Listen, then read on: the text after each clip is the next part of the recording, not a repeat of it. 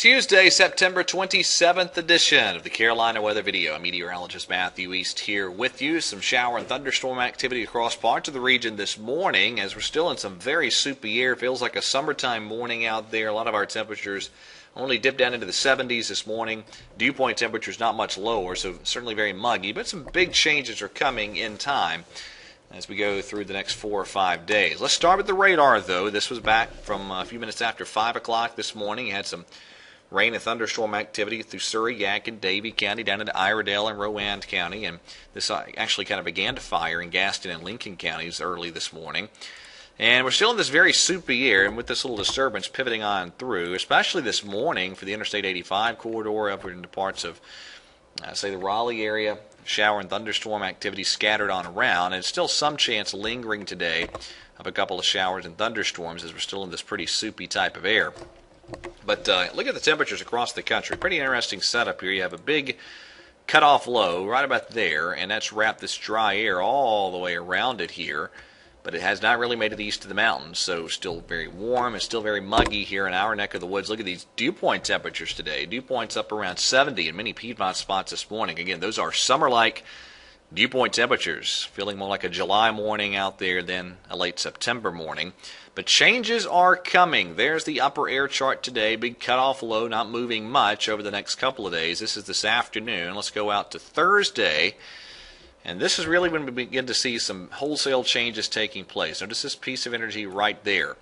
That dives down toward this upper level low, kicks it out, and the result here is a big blast of chilly air for the upcoming weekend over the eastern third or so of the country. This is Saturday morning, and that's a pretty chilly look with some the chilliest air, I should say, with the chilliest air so far this season plunging down into much of the eastern U.S.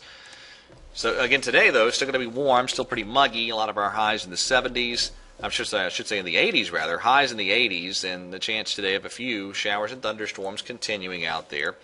Tomorrow, it's kind of a tough call. I think most of the mountains and the foothills probably dry tomorrow, but then you get into the Piedmont zones and still the chance of a few showers or thunderstorms out there. But it does look dry on Thursday with highs in the 80s still. And as we get into Friday, there comes the big cold front moving through. Probably the front passes through itself with very little fanfare. Not a great shower or storm chance with the front. But look at this chilly air behind it. Let's go out to Saturday. There's our old friend, the freezing line up at 850 millibars down into the Virginias. And I think it's going to be sunny, but much, much cooler weekend ahead. There is Saturday, there is Sunday. We're talking highs in the 60s over much of the Piedmont this weekend, lows well down into the 40s. And I'll say this, I wouldn't be shocked at all if we get a night with a clear sky and essentially calm winds if a couple of spots manage to dip down toward the upper 30s for low temperatures at some point this weekend or early next week. Now there's the look at Monday, still cool and quiet.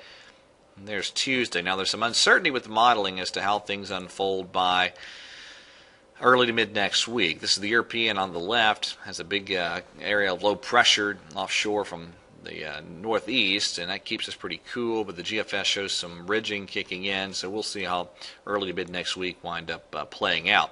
Now in the tropics, we have Philippe there in the eastern parts of the Atlantic Ocean, and also what's left of Ophelia trying to redevelop here.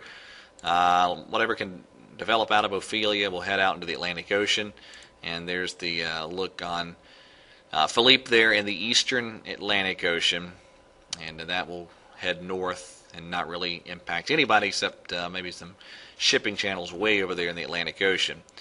All right, that is it for today. Thank you for watching. Have a great Tuesday, and God bless.